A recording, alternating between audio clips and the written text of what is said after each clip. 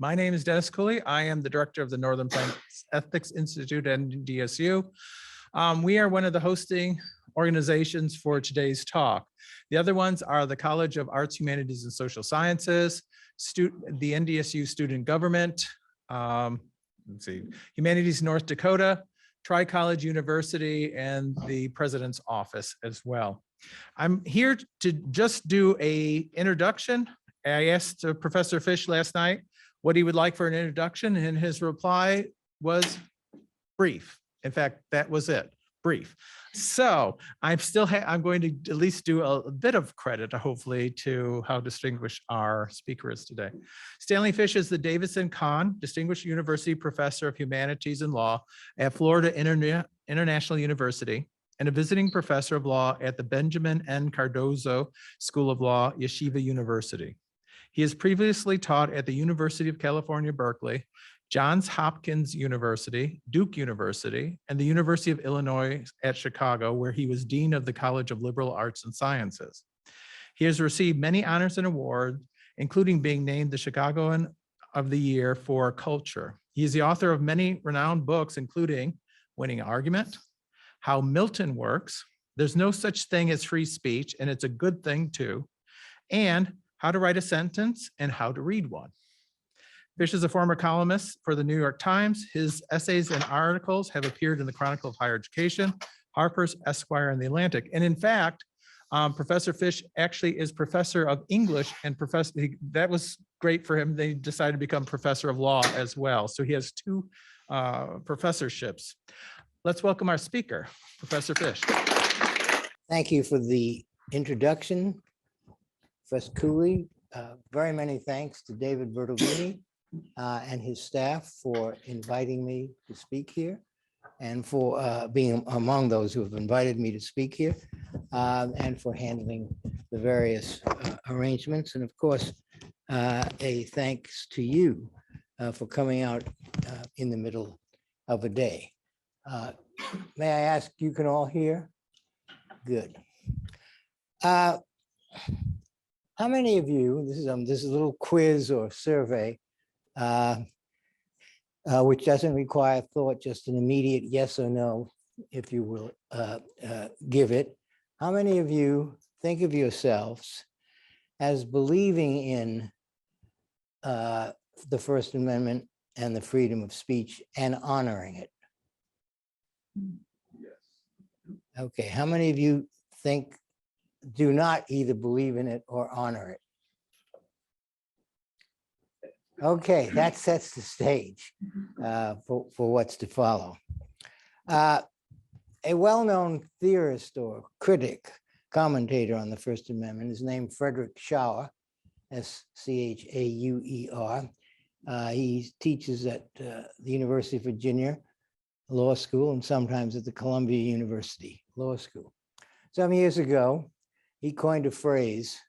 The phrase is First Amendment opportunism. It's a nice phrase. What he meant by that is that in any number of occasions in the law, someone with a cause of action that seems at first far removed from any free speech concerns will attempt, often successfully, to attach that cause of action to free speech concerns, and therefore gain the value that free speech has in our society as a resonant value and idea. And Schauer documents some of the well-known cases, and I'll be referring to one later, in which what he calls free speech opportunism is performed. One question that arises when you have something like the phenomenon of free speech opportunism is, when it happens, does that mean that the concept of freedom of speech is being stretched out of shape? Or does it mean that the concept of the freedom of speech has no shape of its own and therefore can be, with successful performance, more or less inserted into any context whatsoever? And my answer is going to be the second. And I wanted to just introduce you to the concept of free speech opportunism, about which I will say a few things later on. In order to get the discussion going, we should focus on an example. Examples are always helpful, although not definitive. And I'm going to use the example of hate speech, which is, of course, a very vexed social and political issue. What is it? What are we going to do about it? What should we do about it? These are questions that are endlessly debated. And I propose to set out a series of propositions which might strike you as cynical, but I can assure you they are not. I don't have a cynical bone in my body, or at least I haven't discovered it yet.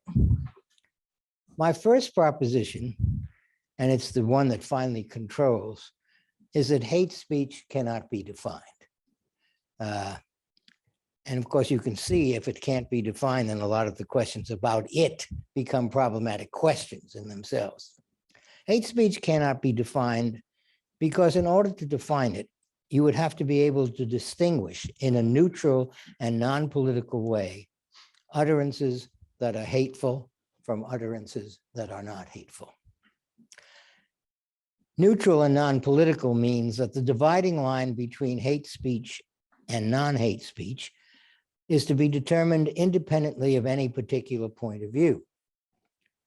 Otherwise, the specifying of which speech acts belong in either category would be made in the shadow of that point of view. It wouldn't be general. The requirement, and this is always the requirement implicit in standard liberal political thought, the requirement is that the criterion for what is and is not hate speech be very general, if not universal. And that requirement could only be met if there were a set of utterances that could be recognized, or that would be recognized as hate speech by everyone. Now, of course, you can qualify everyone with some marker of education or maturity or rationality. But once you did that, you would be back in contestable territory, asking, for example, well, exactly what does it mean to be educated? What does it mean to be mature? What does it mean to be rational? And once you were in that territory, your categories would again be viewpoint dependent. And remember, the possibility of identifying hate speech rests on the possibility of pointing to it independently of any particular perspective or political point of view. The problem is that there are no utterances that would be recognized as hate speech by everyone. There simply are not. And the following example, familiar perhaps to some of you, might help us to understand the point. Here in the United States, there is a church called Westboro Baptist. How many of you have ever heard of Westboro Baptist? Okay, good. Its members believe, most of the members are lawyers, by the way, a very interesting fact. Its members, as some of you will know, believe that God is punishing America for her leniency to gay people. Who knew? And God is doing this by sending America's young men to their deaths in war. Now, in accordance with this belief, the church members appear at the funerals of slain soldiers and from a prescribed distance hold up signs bearing messages like, God hates fags, and your son is going to hell. And these messages often are also shouted. The US Supreme Court rejected a grieving father's suit against the church, reasoning that although its message is deplorable and full of hate, it is speech, and as speech is protected by the First Amendment. The decision has been criticized by those who argue that what the church members did is not speech, but action, and therefore a candidate for regulation, as all actions are. I have some sympathy for that argument, but I would make a different argument by asking whether hate speech is the proper designation of what these church members were saying. That is, did the church members get up that morning and resolve to go out and produce some hate speech? Let's go out and produce some hate speech. And my answer to that question would be no. They got up that morning and resolved to speak truth to a world that, in their view, needed to hear it.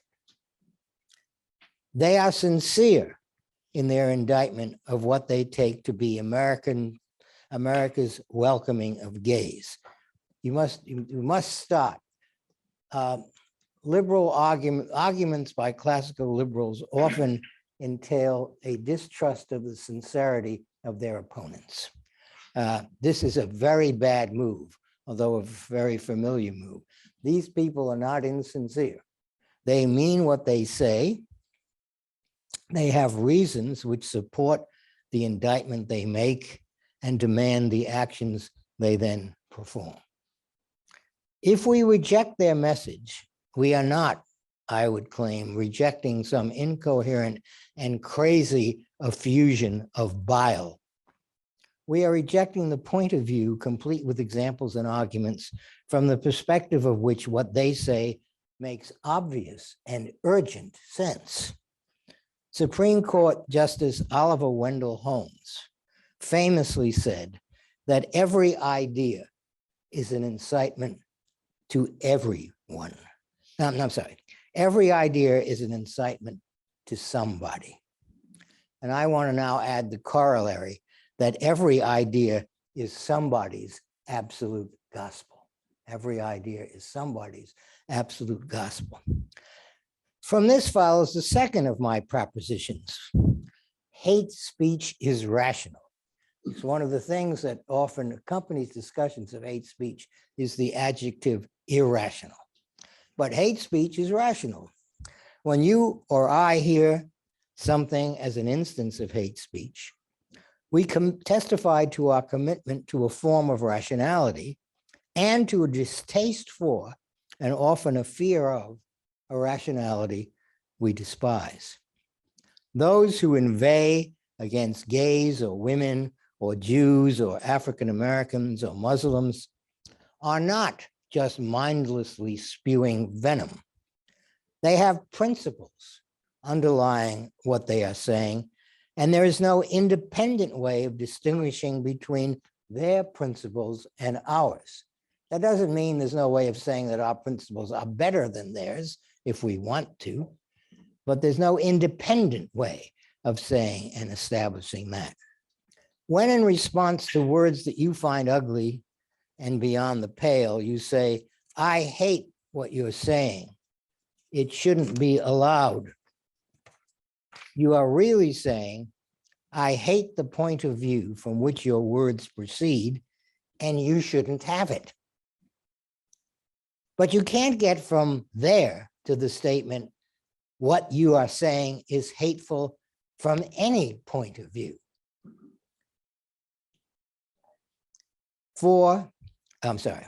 Which, as I've already said, is the requirement if there is to be a definition of hate speech that does not trade on contestable assumptions. So that's a very key point. Again, it is the basic point.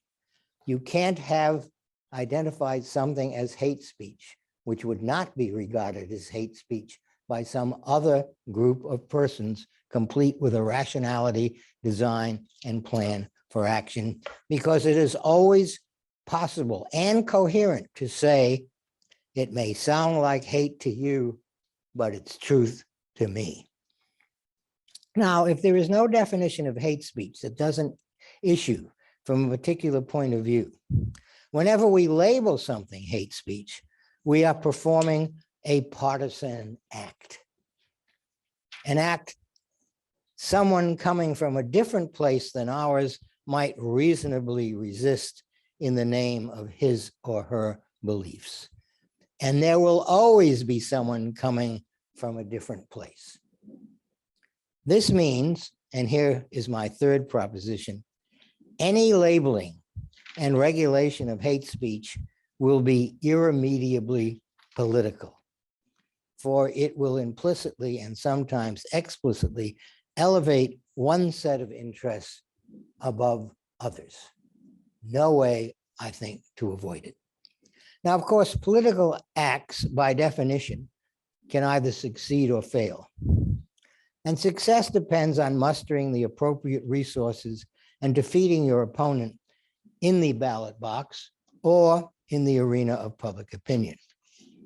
It follows that there will never be a final vanquishing of hate speech, as could theoretically happen if there were such a thing with a stable shape. You could just drive it out of the market. Only thing that is possible is the vanquishing of what some of us consider hate speech, to be followed in time by a swing in the political pendulum and the vanquishing of what some others of us consider hate speech. Fighting hate speech is not a general moral act. Fighting hate speech is not a general moral act with the goal of a cleared space where only the most generous and communal utterances are produced. That is a fantasy entertained by many thinkers and philosophers, most notably in our time by Jürgen Habermas. But it's a fantasy. That is the fantasy of moving in toward a goal of a cleared space where only the most generous and communal practices are produced. Fighting hate speech is a particularistic act with the goal of silencing those whose voices are doing you and yours damage. Now, so here is proposition 4, and finally, a definition of hate speech that I will stand by. Hate speech is what your enemy says loudly and effectively. That's it. Hate speech is what your enemy says loudly and effectively. Now, you might think that if hate speech, as I have said, hate speech legislation is irremediably political, you might think that's a good reason for not engaging in it, for it will always be slanted and biased, which is true. Any hate speech regulations that you set up will always be slanted and biased.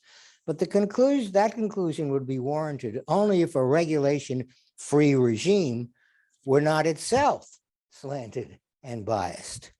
Whereas in fact, what a regulation-free regime does is preserve the biases that have been baked in for decades, if not for centuries.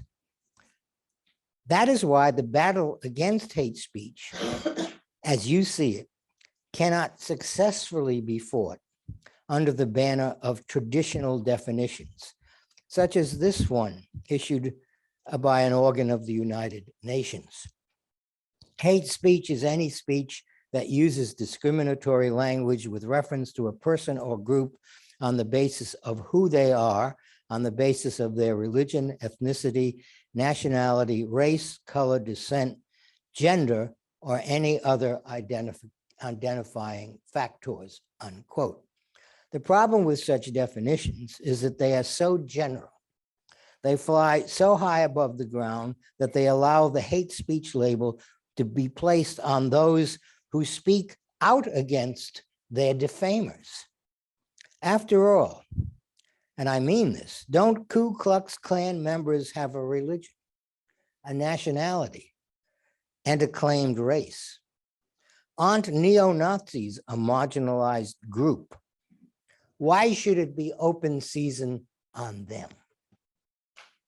Questions like that, and the relativism those questions imply, can be forestalled by identifying the persons or groups who are to be protected by hate speech laws. Usually, although not all inclusively, Jews, women, Muslim, gays, people of color, transgendered persons, gypsies, Asians, Aboriginals, Native Americans. But if you escape the danger of overgeneralization and relativism by listing those you want to protect, and that list will get long very fast, the political underpinnings of your definition will be increasingly apparent. It will be said, you just want to extend solicitude to some groups and leave others to the mercy of lacerating speech, either because you don't care about them, or because you think they can take care of themselves, or because you wouldn't mind seeing them disappear from the scene. And as far as I'm concerned, that's perfectly okay. Because in my view, that is, in the end, what it's all about. Trying to alter the world so that its landscape, including its verbal landscape, is more favorable to you than it is to your enemies, to those who oppose you in a variety of ways. Why not, I say, drop the charade of being moral and objective and just buckle down to the usual task of besting your opponents in the political wars? That's what's going on anyway, no matter how many Kantian or Rawlsian sounds you make. So I say yes to hate speech laws, as long as they target speech that wounds me and mine. Or as someone I debated many years ago, the free speech commentator and jazz critic Nat Hentoff wrote a book called, with a title that was meant to be decisively a counter-argument against any regulation. He wrote a book called Free Speech for Me, but Not for Thee. And he said, no one would be willing to acknowledge that as a slogan. I hereby acknowledge that as a slogan. But isn't that the problem with my position? It comes down to legislating into law the preferences of one group or person at the expense of others, who at least at the moment lack the political power to win the game. You bet. But to make my point again, that is already what is being done. And it's being done even when nothing is being done, as is the case in the United States, whose free speech relaxation is greater than that of most other states. It's in the case of the United States, where vulnerable populations are not protected from vicious diatribes directed against them, because we are told by the Supreme Court to take any action against words would be to violate an inviolate constitutional principle, the principle of free speech. This not so benign neglect, that is the neglect that is caused by the United States government not wanting to proscribe certain forms of speech, this not so benign neglect freezes the status quo and is accompanied by an optimism about the long-term effects of allowing all utterances into the mix of the marketplace of ideas. And this is a very strong argument in free speech polemics of the ACLU kind. That is, if we allow everything into the marketplace of ideas, good things ultimately will happen. That optimism is nicely captured in two often invoked pronouncements by Supreme Court Justice Louis Brandeis. He said, sunshine is the best of disinfectants. And he also said in another essay, the remedy for bad speech is more speech, not enforced silence, unquote. Together, these statements by Brandeis tell us that if we let pernicious speech flourish out in the open, it will be seen for what it is and rejected. And therefore, time will do the job of separating the wheat from the chaff, and no laws will be required. The only counter argument I know to this free speech optimism is all of recorded history. That is a history that is becoming darker by the minute with the advent and triumph of the internet, which has given us a tsunami of falsehoods and defamations, and by doing so has demonstrated the falsity and downright silliness of one First Amendment mantra, and that is, the more speech, the better. What we now know, I think, is the more speech, the more opportunities and resources for malicious trolls. That's the real situation. So I say, enough already. If you see speech doing what you consider to be real harm, do everything you can to silence it, including passing laws that will at least inhibit, the term of art is chill, those destructive voices.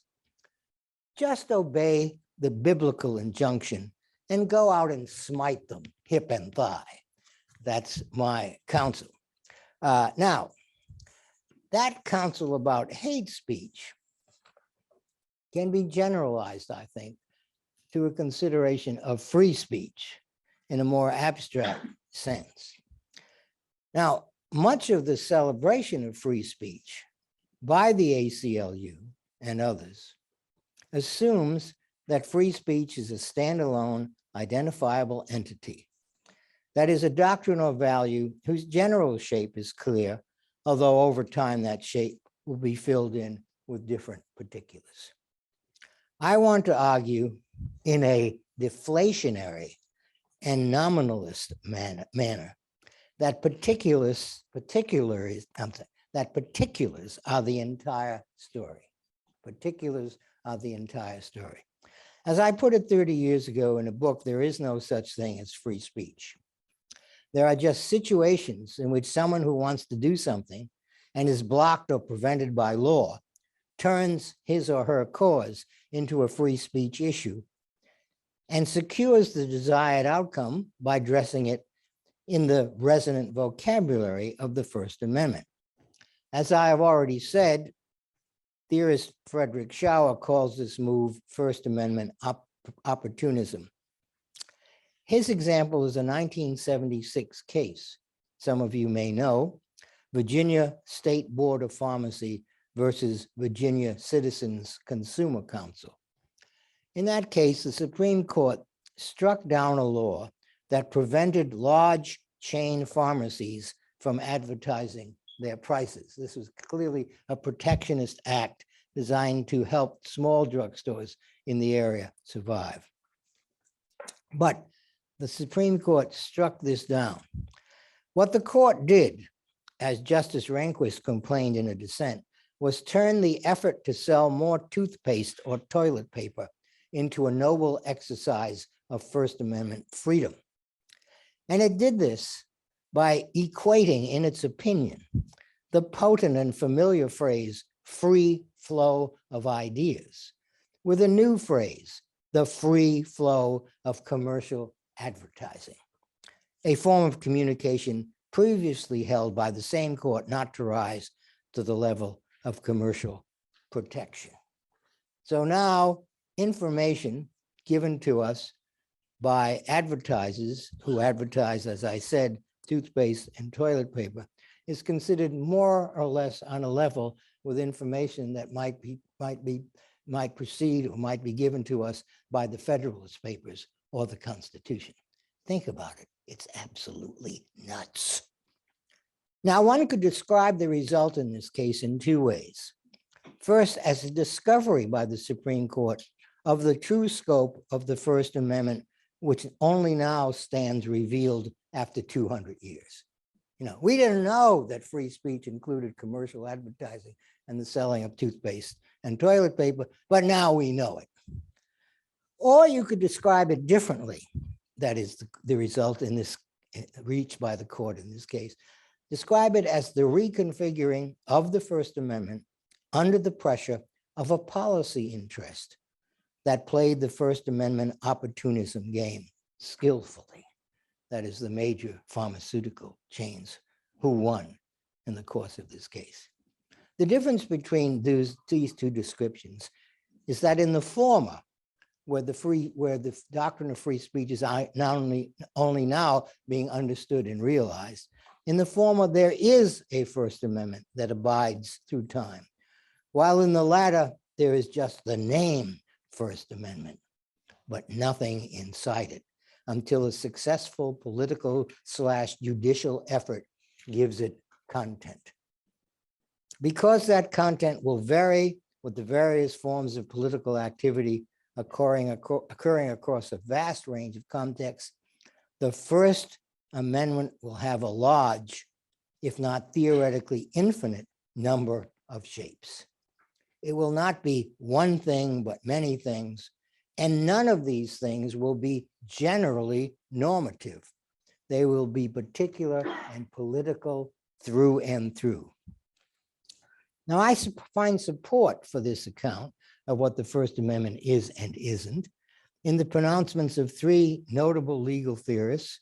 First, once again, Fred Schauer, who says, and I love this statement, the First Amendment is nothing more than a particular set of social, political, and ideological moves that are available at a particular point in time. That's just about perfect. What he means is that if you want to invoke the First Amendment for your side, look at recently decided cases for the resources. Look for the resources that will tell you what moves in the First Amendment game are now available and potentially potent. Don't look to the core of the First Amendment because there isn't any.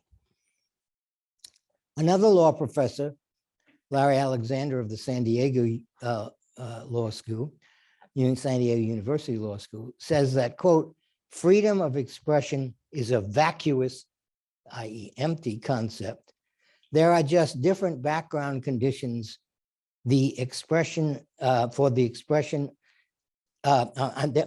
are just different background conditions for expression, each of which will lead to different substantive outcomes, unquote. These background conditions include, but are not limited to, the particular social context in which a free speech concern is raised in a case, the degree to which that context is considered central to democratic procedures, the consequences for that context of going this way or that way. And it is the specifying of that context, of what Alexander calls those different background conditions, and not any free speech principle, that will be doing most of the work. And the third of my theorists, Robert Post, draws the moral very succinctly. Quote, the search for any general free speech principle is bound to fail. And Post has credentials as a leading constitutional scholar and a former dean of the Yale Law School, which just the other day was named, as it often is, the #1 law school in this country. Now, all of this does not mean that First Amendment jurisprudence fails, far from it. Only that its successes, that is, its ability to clarify for a time what can and cannot be done with words, are the product of political and rhetorical skills and not of some abstract value invoked and hewed to. Indeed, the First Amendment, if it is anything, is a rhetoric. Now, by that I mean, this is something I want to precisely explain so that there's no misunderstanding. When I say that the First Amendment is a rhetoric, I don't mean simply that its operations are rhetorical, that the routines that it runs are intended to be successful in the context of an act of persuasion. That is certainly true. First Amendment is rhetorical in that sense, as is everything else, I think, in the world. No, I want a much more specific sense of the First Amendment is a rhetoric. And by it, I mean that it is a collection, again, not a distinct thing, not a standalone value, not a referenced principle. It's a collection and ensemble of talismanic phrases and slogans, ritually invoked examples, fabricated entities like the marketplace of ideas, shaky distinctions, and then ad hoc exceptions to those distinctions. This is all make up First Amendment rhetoric, as anyone who has read any of the cases knows. And this is a rhetoric that is always moving and changing. At the same time, it maintains an advertised coherence that will not stand up to interrogation, but manages to do work nevertheless. And that advertised coherence is, of course, helped by the endless formulations of the American Civil Liberties Union, which has traded in traditional religion for the religion of free speech. And we can talk about that. Now, the work that this rhetoric does is therefore ad hoc and opportunistic. In effect, you come to a First Amendment case and you look at what's available as an argument or as an invocation, and you say things like, let's try facilitating the search for truth, or let's try the public's right to know, or let's try time, manner, place regulations, or let's try two-track analysis, or let's try the doctrine of fighting words. And there's a whole list of these things. It's like a kit bag or a plumber's toolbox, or like the storehouse of arguments listed in Quintilian's Handbook of Rhetoric. You carry the kit bag or the storehouse from situation to situation. And when you figure out the lay of the land, you take out those items that might help you do this particular job and fashion them into an argument. So that's the core of my thesis here in the second part of the paper. It enlists the law in a long tradition, the rhetorical tradition, of which it was always a part in the first place. Because the great rhetorical manuals of the classical world written by people like Quintilian and Cicero were in fact manuals for lawyers. That's why they were written. They were manuals telling lawyers what they could do and when they could do it. And they began, just as I suggested, by adopting the Ciceronian division of exercises into 5, which I will not name for you, but the first of them is called invention. And by invention is meant looking at all of the storehouses of arguments, symbols, tokens, phrases that you might employ and figuring out which of them is going to be useful to your side and help you to do the job of representing your client. That's what I mean by it's a rhetoric. It's not a deduction from principles or from a shining value. Okay? The power of the First Amendment as a rhetoric, as a ready-made, prefabricated vocabulary that you can summon up to legitimize and baptize your cause if you're skillful enough, is so great that it can be felt even in the precincts where there are few, if any, free speech issues at all. And here I turn for a third time to the free speech opportunism idea.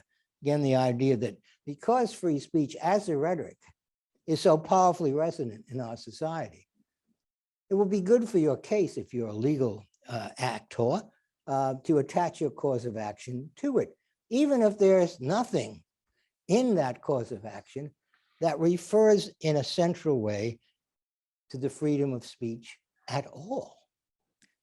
If you can get away with it, it's great. And I'm thinking of, in this case, of the academy, of the academic world where we now sit at this moment. And if we listen to or view the news, free speech conundrums and issues supposedly abound in the academic world. There's an endless amount of them. But I'm here to say that there are generally no free speech issues on campus, none whatsoever. Where exactly might they be found? In the classroom? No. Students have no free speech rights. Whether students get to say something or have what they say taken seriously is entirely a matter of the instructor's discretion. In turn, the instructor is himself or herself severely constrained in what materials he or she can assign, constrained by the current state of the discipline, by the in-place bureaucratic rules of the department in college, and constrained most of all by the nature of the enterprise. And is constrained too in the kinds of things that can be said about the materials that are appropriate. One might then say, isn't there a free speech component in hiring, retention, and promotion? And again, the answer is no. There is no requirement that points of view be represented on a faculty, none whatsoever. And so long as the reason for a personnel decision is an educational one and not a political one, the decision is legitimate, even though you may think that it was not wise. So no free speech issues here. No point of view has a right to be represented and can therefore claim a free speech violation if it isn't. But what about extracurricular contexts? Invited speakers, panel discussions, comedians, rock concerts. Now, there are two answers to this question, and they end up in the same place. Either extracurricular is understood as a form of entertainment, and it lies in the discretion of the proprietor, that is the administrator, to decide who gets to appear in the venue, or extracurricular functions are extensions of the university's mission, and again, it is up to the proprietor, the administrator, to decide without any free speech anxieties which proposed events further that mission and which don't.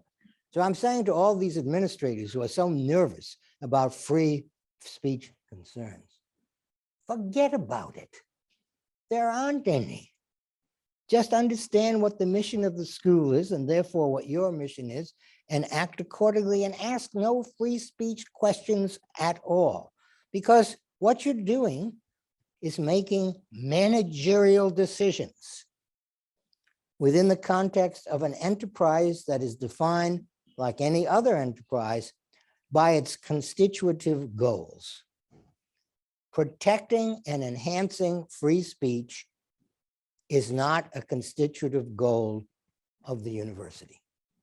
Or to put it even more simply, free speech is not an academic value. It's not what the university is in business for. The university, and it seems odd to have to say this, the university is in the business of education, where the advancement of knowledge, not the advancement of free speech interests, is the goal and the obligation. Now, the university is, however, in the freedom of inquiry business. No doubt about that.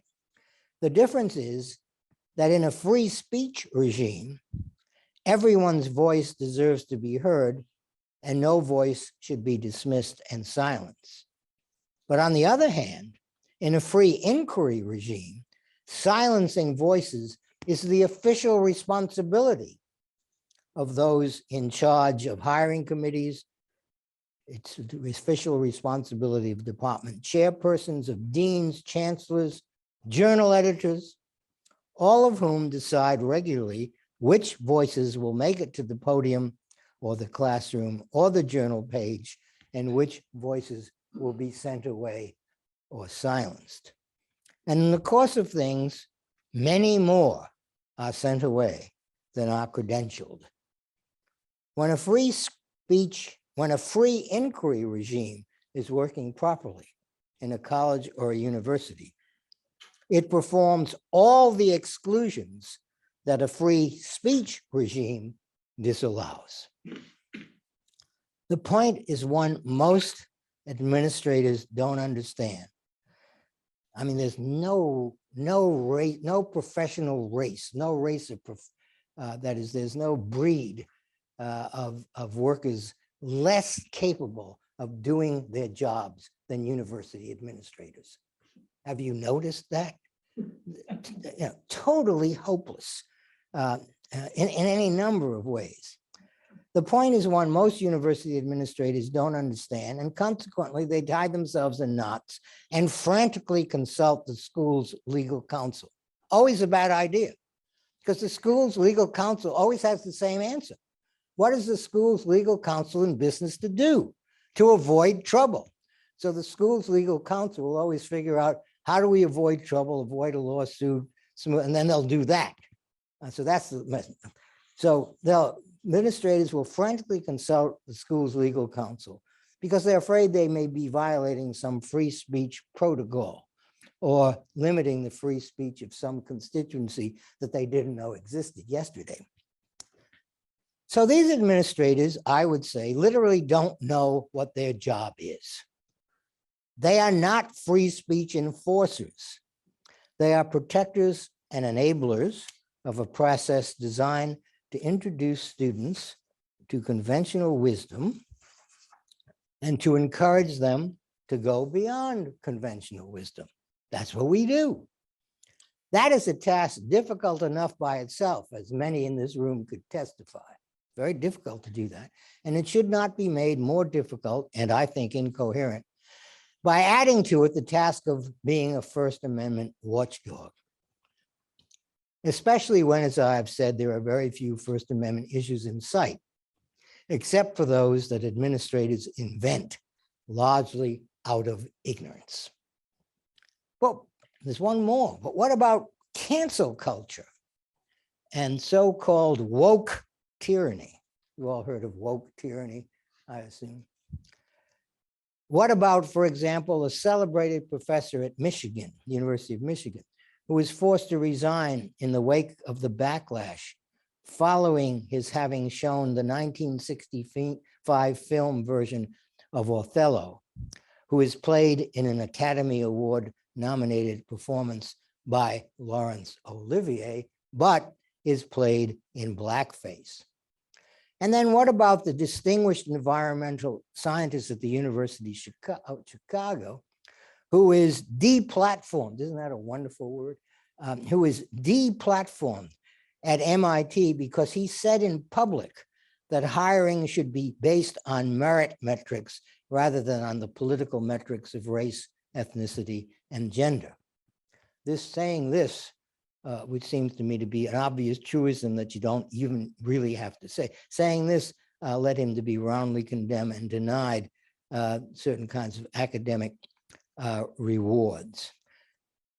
These two and others like them, and there's now a whole roster of them, and they go around. Actually, it's very nice for them because people who receive this kind of treatment, which I believe is wrong, then are able to make a career out of displaying their victimhood in op-eds and on TV and TV and on podcasts. You know, it was said of the famous English poet Lord Byron, Gordon Lord Byron, that he dragged his bleeding heart across Europe. Well, many of those who have been upended by the woke crowd now drag their bleeding hearts across any venue that offers itself. But nevertheless, they are casualties and victims, not because their free speech rights have been violated. After all, they spoke freely and without government sanction. They have been victims and casualties because faculty members and administrators have not come to their professional defense and stood up for their professional right to determine for themselves within the guidelines of the academy what they choose to teach and what they choose to say about the way academic decisions should be made. And that's, by the way, the entirety of academic freedom. The freedom to do the academic job in all of the limited sense that academic job implies. So what has undone these professors is, among other things, a failure of administrative nerve. And often that failure takes the form of what I call the administrative two-step, which is a kind of dance, a shameful dance. Let's say some member of your faculty has said something which has offended many people and has seemed and seems to many others outrageous, the administrator will then stand up and one, say, I protect the right of my faculty member to utter his views or her views. That is the right of any citizen. That's step one. Step two is, I hate what he said. Don't think that I'm one of these people just because I'm invoking constitutional protection for this vile colleague of mine. I hate the academics two-step. It's showing administrators at their most craven and weaselly, which is in many ways their natural state. So, what to do? It's to find administrator. The answer, which of course is weak because it points to a hope that will not be realized. The answer is to install administrators who will not tolerate interference from either outside or internal constituencies with the proper business of the university. And the proper business of the university is not, to make my point again, the flourishing of free speech. And where will such administrators be found? Well, I have some time on my hands and I rent out. Thank you.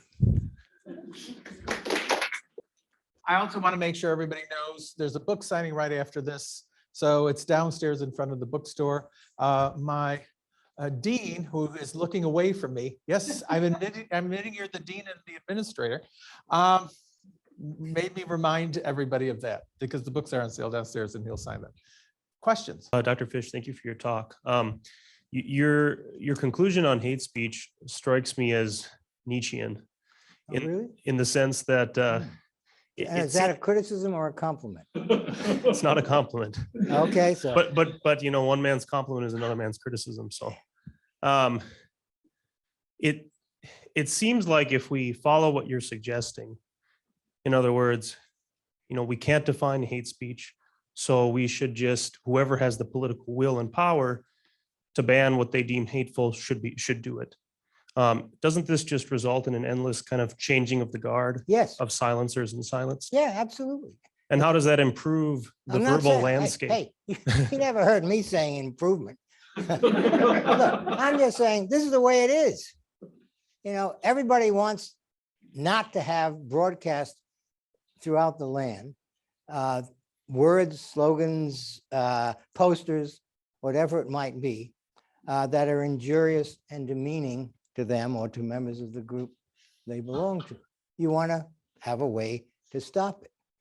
And that one of the ways to stop it is to identify something as hate speech. But the problem, as I indicated, is that identification cannot be made except in a political way. What then follows is that any action, I'm just rehearsing, any action you take along these lines of regulation is going to be a political action. And once you know that, you should just go out and engage in it with the resources that you happen to have. And bide your time and wait for the moment when you have more resources than you do now. This, in fact, was a complaint made by John Locke in a very famous and influential essay called A Letter Concerning Toleration, which some of you may know. It's an essay central to religious clause jurisprudence in the United States. What Locke says is that people who preach toleration often, the moment they get in power, forget about the toleration they preached and begin to enact the policies that favor them and their group. To which I say, yeah, what did you expect? Of course, that's what's going to happen. Therefore, and then we come back to the point that you object to, get yourself into the position in which you're the person with the power to effect that particular arrangement. No apologies, not improvement. Improvement is what people like Habermas promises. And I once wrote an essay in which I said, any positive reference to Habermas in an essay is enough to disqualify it as a piece of serious thought. So in case you had any, yeah. So, Habermas and all other kinds of people, from the beginning of, it seems to me almost the beginning of history, there have always been attempts to find and craft a speech situation, a political conversation situation, in which as Habermas says, instrumental and adversarial assertions are set aside, and I'm quoting him, and only the better arguments are made. Yeah, that's nice. That's a nice utopian thought, but it has no rationale to defend it, and B, it will never happen.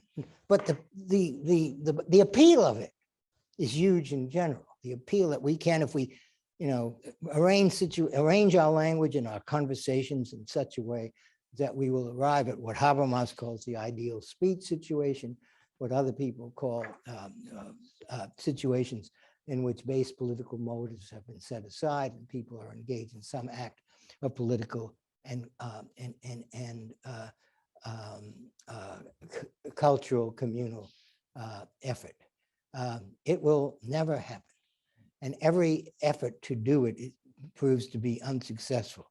One effort is not only unsuccessful, it was silly and one of the worst essays ever written. Oh, I'd say the worst essay ever written by a major figure. And that's George Orwell's essay, Politics and the English Language. Some of you may know that essay. Some of you may have taught that essay. Some of you may even like that essay. It is silly, incoherent, and downright racist. It is one of the essay efforts to support this utopian view. Hey, we're in this together in some sense, but not together in most senses. So we want to do our best for our side. Yeah. Thank you. Could you please comment about social media blocking certain contributors for their views, and then also for what was termed as misinformation that turned out to be good information? Thank you. What were you thinking about with the second misinformation? Misinformation. Yeah, for instance, I'm not sure I understood. Well, for instance, Hunter Biden's laptop was initially termed to be Russian disinformation, and now it's been proven to be accurate. And well, I don't know about that. Well, let me tell you something. No one is going to vote for anything, up or down, yes or no, on the basis of Hunter Biden's laptop. Nobody. Why the New York Post, a paper I read religiously, I absolutely love the New York Post, spends most of its time on stories on Hunter Biden is beyond me. But to go to the question of social media, this is a very complicated legal question. And it has to do with a legal issue, whether or not companies like Facebook and Twitter, other platforms, are mere vehicles through which others, the points of view are others, are delivered, as if it were some kind of form of what we used to know as Western Union. Or on the other hand, whether these platforms, because of their large size, because of their enormous influence, are in fact actors and players in the game. If you believe the first, that is, they're just providing a vehicle, and what is in fact, and the use that is made of their vehicle or of their megaphone is not to be attributed to them, then the case for their regulating what is said, or for anyone regulating them, is weak. But if you believe the second, that is, if you believe that they are in there as active and strong players doing real work in the world, and that some of that work is in fact harmful and dangerous, you'll move in the direction of some form of regulation.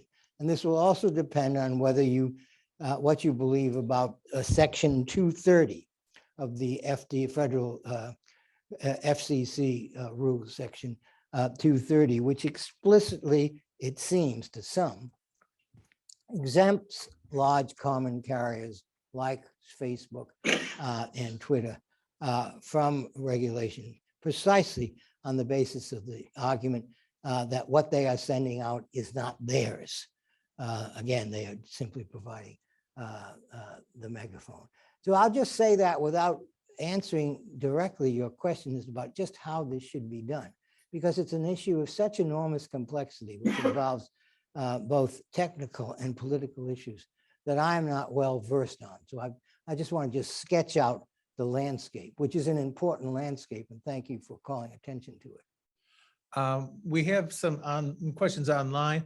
If Ethan Bolt, are you still there? We'll have you read your question, or I can read it. Yes, I'm here. Go ahead, Ethan. Sure. Hi, Dr. Fish. Sorry, I couldn't be there. I'm in my office working on something. My question for you is, I don't accept that excuse. But go sorry on. to hear that. Go ahead. Anyway. Couldn't what you were saying about ad hoc exceptions to free speech be said of all civil liberties and rights found in the Constitution?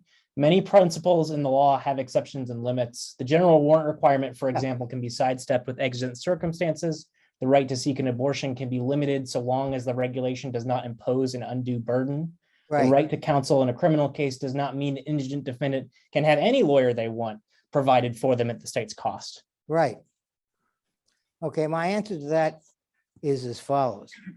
The right to seek an abortion, the right to counsel. Those are two terms or two phrases that have an immediate understanding. We know what an abortion is and what it isn't. We know what counsel in a legal setting is and isn't. My argument is, and it's also the argument made in different ways by Post and Shower and Alexander, is that we don't know what freedom of speech is. And that freedom of speech is if it's anything, it's kind of a chameleon will of the wisp entity that turns up here in one form and there in the other form and another form. So I would say that there's a difference between the possibilities of exceptions to many general rules or general principles and the exceptions to this one, because I'm saying there's no general principle to be an exception to. And that's quite a different kind of argument. I will do another one from online. Ganapathy has a question. So Ganapathy, if you unmute, you can ask your question now. Okay, good afternoon, Dr. Fish. Thank you for that enlightening presentation. My question is a simple question. Is the freedom of truthful expression through free speech an inalienable individual right that is constitutionally enforceable or not? And second part, are not university administrators bound by the US Constitution? Yes and no. I mean, first of all, repeat your first, I mean, you're going to hate this, but one of my obsessions throughout my career was the teaching of writing and composition. I want you to clean up your first point. Okay. Which was overblown and overwordy. So try it again. I'm shameless. Okay. Is the freedom of truthful expression an inalienable individual right? Truthful expression. No. No. Do you want to add a little bit of detail to that? No, it's not. Yeah. You know, freedom of expression is good in some cases, not so good in others. I've been married for 45 years. Very bad idea. I mean, because I've been married, I've stayed married for 45 years. And one of the reasons is that no freedom of expression is going to rule my dealings, you know, unless I want to be kicked out of the house by 4 o'clock in the afternoon. So no, it's not an inalienable, inalienable right. That's the ACLU line, the party line. That is very powerful and rhetorically effective, and you know, and skillfully presented by some people who are very good friends of mine, like Nadine Strawson, former president of the ACLU. But I just don't think it holds up. Free speech is just a resource, a tool, something you can use, something that has no shape, something that is infinitely malleable, or as I said at length, it's a rhetoric. It's not an inalienable right. Now, what was the second question? No, is that, second part was, is that constitutionally enforceable or not? You know, no, you said our administrator is bound by the Constitution. Wasn't that it? Yes, that's the second question, yes. All right. Yeah, they're bound by the Constitution, but that doesn't mean that they're bound by the Constitution as enforcers of all of its mandates. Remember, administrators have a job. What is that job? The job is to administer, monitor, curate, and help flourish an enterprise. What's the enterprise? The enterprise is the advancement of knowledge, what I call the free inquiry enterprise, where you're trying to ensure that investigation into disputed questions in the physical sciences, the social sciences, and the humanities are conducted in an optimal way. And to conduct them in an optimal way is, first of all, not to set out a point of view that is regarded as inviolable and holy, so that you don't, at the beginning of a scholarly investigation, anoint points of view as unchallengeable. Neither do you send away in advance points of view as being beyond the pale. Both cases, the for and against, have to be made through argument. And the arguments that are made must be made without any without any exclusionary riders put in at the beginning. Now, you may think that that sounds like some kind of constitutional principle. No, it's a professional principle. If you're going to do this kind of work, that is, try to advance the state of knowledge in whatever discipline you happen to have been trained in, you're going to do this kind of work, you have to abide by the protocol that I just named. Not because it's some kind of constitutional commandment or linked to a constitutional commandment, because it's what makes sense of the work you do professionally. Thinking professionally and not constitutionally is what I would require of academic administrators. Academic administrators are not equipped to think constitutionally. They should be equipped to think professionally. Too few are. Is there a question in the room? Okay. Yes. I'm going to go for Ann next, and okay. And after we do Ann, if Phil Hunton is still on, we'll have him do his question. So I really enjoyed that contrasting of hate speech and free speech.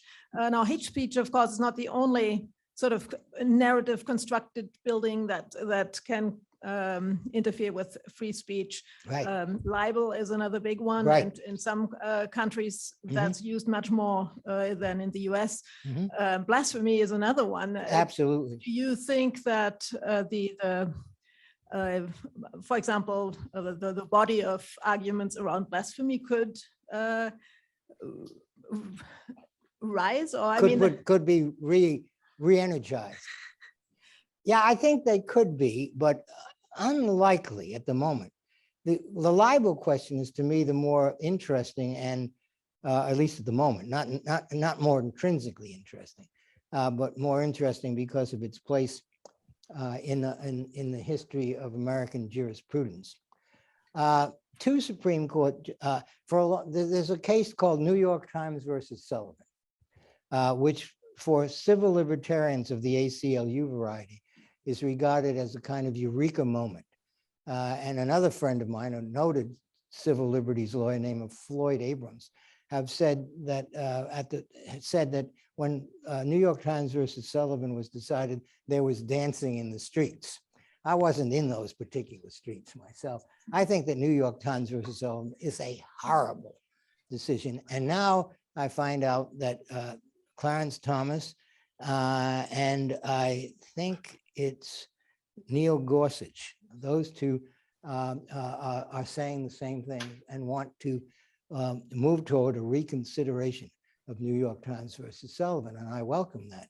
What is it that I don't like about New York Times versus Sullivan? New York Times versus Sullivan, as some of you will know, was a case in libel brought by a sheriff in Alabama, Sullivan, against the New York Times.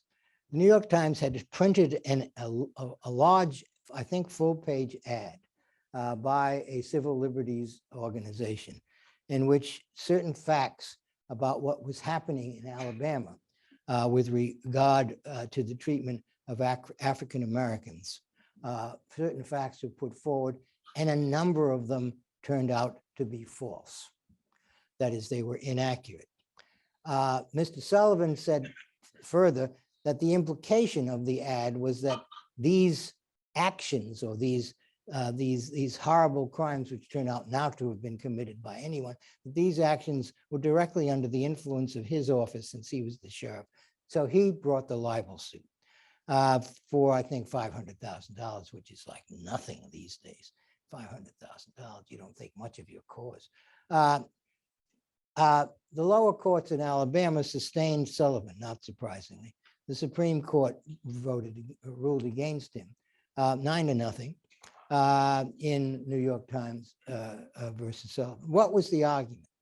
The argument that the Supreme Court put forward, there were several, but the one that I think stands out from the case was that even falsehoods and defamations have a place in our conversation, which it was said, this was supposedly a designation of the American political conversation, should be wide open, robust, and uninhibited, which I've often called the John Wayne theory of the First Amendment.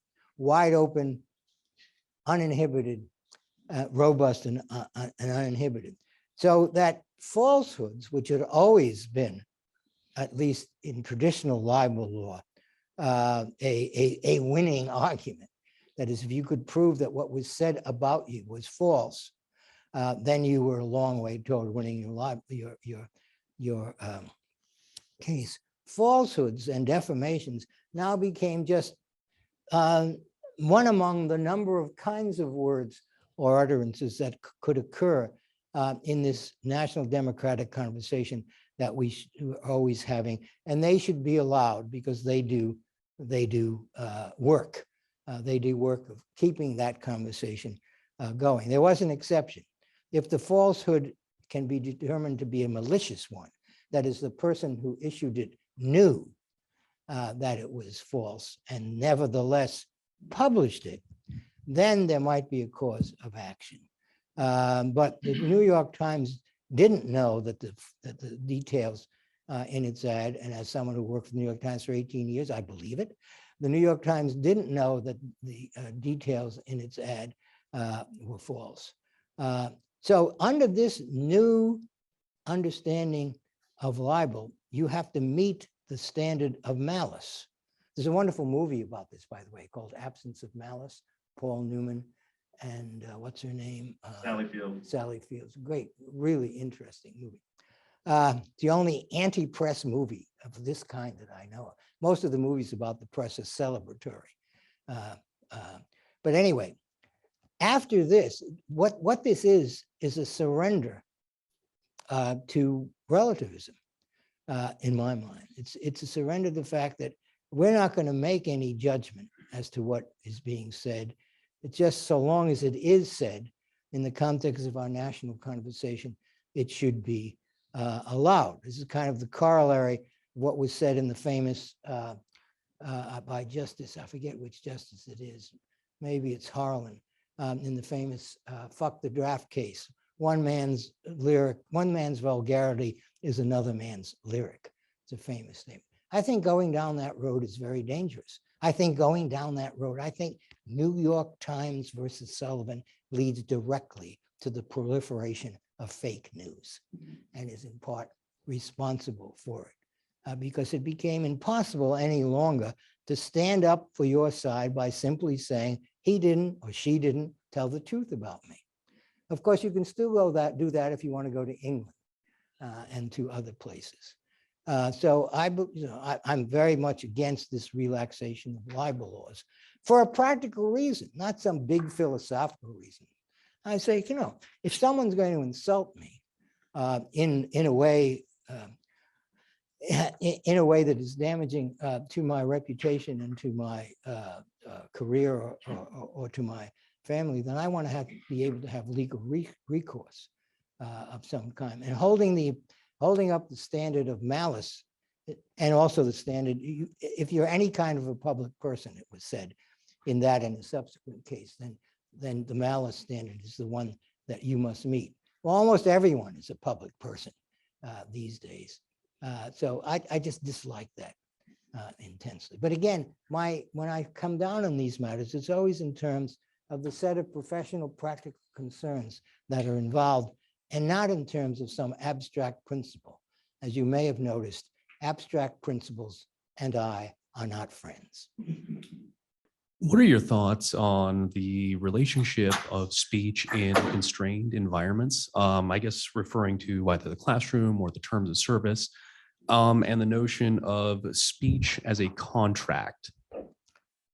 Well, I'll ask you about the contract thing in a moment, but speech in constrained environments, if I'm using the classroom as an example, I want to ask first, okay, what is the classroom for? That is, what are we there, teachers and students, what are we there to do?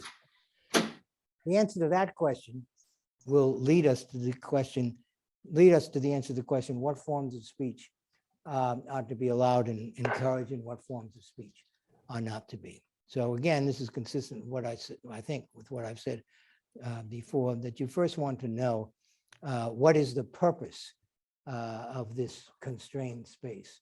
And it's perfectly legitimate to exclude forms of speech that either have nothing to do with that purpose or are antithetical to it. But we now have the ability to hear from Register Hunt. All right, thank you. We had a bit of a technical snafu there. Dr. Fish, thank you for joining us today. I find this conversation and this topic absolutely fascinating as someone who is trained in the law. So my question is this, and it's a little long-winded, so forgive me. We know that the principle of academic freedom is based on the First Amendment. You mentioned in your conversation. Wrong, but go Well, on. it says it's been quoted in case law. It's been quoted in case law that it has its Wrong foundations again. in first. We will find the case. This is why I know the quotations too. They're dicta, they're not law. Okay, it's dicta, which, as you know, where that goes. Anyway, you mentioned in your conversations about constraints on faculty, Yes, that the limit on academic freedom is found in the implications of what the academic job is, that's right, which is defined by the mission of the university. correct. Thus, if we're a public institution, sometimes that can be articulated via state statute. Thus, it would appear that any limits on academic freedom would be found in the mission of the university and the subsequent goals it sets out to achieve. Right. Therefore, absent any curbing of someone's stated belief or opinion, the institution may do what it needs to in this regard without running afoul to any individual faculty member's academic freedom. Is that a correct interpretation of what you stated? The last part didn't come through. There's some sound difficulties, at least on my end. Could you say that again? Yeah, so I was saying, absent any curbing of someone's stated belief or opinion, the institution may do what it needs to without, in this specific regard, without running afoul to any individual faculty member's academic freedom. Yeah, I'm sorry, I'm still not hearing. Perhaps someone is hearing better than I. The institution can what in relation to students? The institution may do what it needs to do Yeah, to fulfill its mission without running afoul to any individual faculty member's academic freedom. Is that a correct interpretation? yeah, I think that's right, because at least on my understanding of academic freedom, and as some of you know, because I've discussed this in some conversations earlier with some of you, academic freedom is an unfortunate phrase. I wish it were called something else, not as catchy. I wish it would called something like the latitude that should be given to professors and instructors in the course of doing their contractual job. Because isn't that accurate though? That's that's it. Academic freedom, unfortunately, contains the word freedom in it. And people, freedom, they got kind of, their minds get blown. They want to, bend down, genuflect, pray, affirm, be witness to, and all the other quasi-religious activities that one might imagine. For me, the important word is academic, not freedom. And what that means is that whatever latitude is here allowed by the doctrine, it is one that is constrained by, as you've said in the question, the nature of what universities are there to do, what exactly the project is. And therefore, university and college teachers have the freedom only to do that job. And they can complain when someone interferes with that freedom. What might be some instances? Well, I'm thinking of a case, what university was this? I don't want to libel any university. And so I can't remember exactly what university it is, but I remember the situation. It was a situation in which a firm, a large firm, I think BD&T, which is a large firm, gave money to the economics department of the university. And one of its requirements was that in a certain number of courses, Ayn Rand's Atlas Shrugged must be taught. Now, I might object to this on the basis of cruel and unusual punishment, but that's not the objection that I want to make here. It's that this is a clear instance. External constituencies should not be allowed to call the academic tune. And this is something that was said firmly in 1915 when the American Association of University Professors issued its first statement on academic freedom and tenure. There have been a number of statements since, but the 1915 statement stands still in force pretty much as it was. You don't want people from the outside telling you what classes, what subject matter to include and what texts, to assign. Now, if you as an instructor decided that you were teaching something and it will be helpful to your students to read Atlas Shrugged, well, that's your judgment. I might disagree with the judgment, but that's quite another thing. But if I'm being told that I must include this course because there's an external donor who will withdraw his or her millions of dollars from the department if I don't, that's a violation of academic freedom. And in general, whenever gifts to universities come attached to strings, they should, of course, not be accepted. Because again, that's a violation of academic freedom in the core sense that a constituency other than the academic constituency is being allowed to control the proceedings. Now, other instances in which there is an academic freedom violation are hard to come by, I believe. Now, it's the case that many academics will cry academic freedom at the drop of a hat, or even if a hat hasn't been dropped. They'll just cry academic freedom, thinking that it's an all-purpose get out of jail card, but it's actually, I think, properly understood as a very limited doctrine, so that no one has the freedom to utter or bring his or her political views into the classroom. No one has the freedom to turn over a class which is in the catalog labeled, studies in 19th century psychology, and instead make it into a class on political activism, which has in fact been done. No one should, that's not academic freedom. That's the abandonment of the academic mission. I hope that position has been made clear. What this means is that just as I have said that there are not that many, if any, free speech issues on campus, nor are there that many cases in which academic freedom has been violated. I'll give you one more famous case in which the question of academic freedom was raised back in 2000 at the University of Virginia, I think. No, it was George Mason University, which is now part of the Virginia state system. There's a rule there's a rule, a state rule, that state employees cannot access pornography on state-owned computers. Okay, you got that? Cannot access pornography on state-owned computers. And then there was a waiver, an exception, unless you receive from your supervisor, whoever that might be, from your supervisor, a waiver because you have been able to demonstrate to his or her satisfaction that accessing pornography is necessary to the job to the academic job that you're doing. And this, of course, is possible. Let's say you were studying a certain strain of homoeroticism or just eroticism in 19th century novels, of which there is a great deal. You might want to access those kinds of sites. Now, those who brought the suit against the university, led by Mr. Yurovsky, said the following.